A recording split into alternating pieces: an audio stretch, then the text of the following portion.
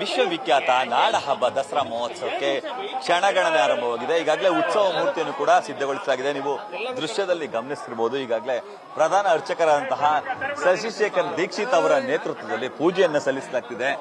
ವಿಶೇಷವಾಗಿ ಪೂಜೆಯನ್ನ ಸಲ್ಲಿಸುವುದರ ಜೊತೆಗೆ ಉತ್ಸವ ಮೂರ್ತಿಯನ್ನ ಇವತ್ತು ವಿಶೇಷವಾಗಿ ಅಲಂಕರಿಸುವಂತಹ ಕೆಲಸಕ್ಕೆ ಮುಂದಾಗಿದ್ದಾರೆ. ಇನ್ನು ನೀವು ದೃಶ್ಯದಲ್ಲಿ ಗಮನಿಸ್ತಿರಬಹುದು. ಈಗಾಗಲೇ ಬೆಳಿಗ್ಗೆ 5:45 ಕೂಡ ಬ್ರಾಹ್ಮಿ ಮುಹೂರ್ತದಲ್ಲಿ ವಿಶೇಷ ಪೂಜೆಯನ್ನ ಸಲ್ಲಿಸಲಾಗಿದೆ. ವಿಶೇಷ ಪೂಜೆಯನ್ನ ಸಲ್ಲಿಸಿದ ಬಳಿಕ ದೇವರಿಗೆ ವಿಶೇಷವಾಗಿ ಅಲಂಕರಿಸಲಾಗಿದೆ. ಇದೇ ಉತ್ಸವ ಮೂರ್ತಿಯನ್ನ ಇರಿಸಿ ಪೂಜೆಯನ್ನ ಸಲ್ಲಿಸಲಾಗುತ್ತೆ. ಪೂಜೆಯನ್ನ ಸಲ್ಲಿಸುವುದರ ಜೊತೆಗೆ ಈ ಬಾರಿಯ ವಿಶ್ವವಿಖ್ಯಾತ ನಾಡ ಹಬ್ಬ ದಸರಾ ಮಹೋತ್ಸವವನ್ನ ಉದ್ಘಾಟಿಸಲಾಗುತ್ತೆ.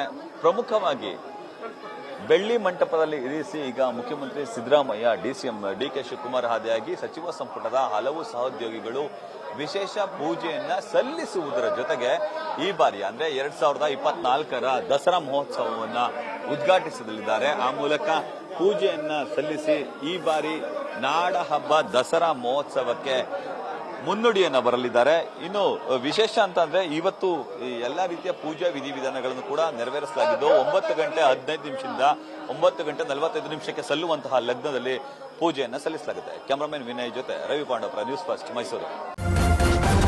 ನ್ಯೂಸ್ ಫಸ್ಟ್ ನಿರ್ಭೀತಿಯಿಂದ ನಿಮ್ಮ ಪರವಾಗಿ.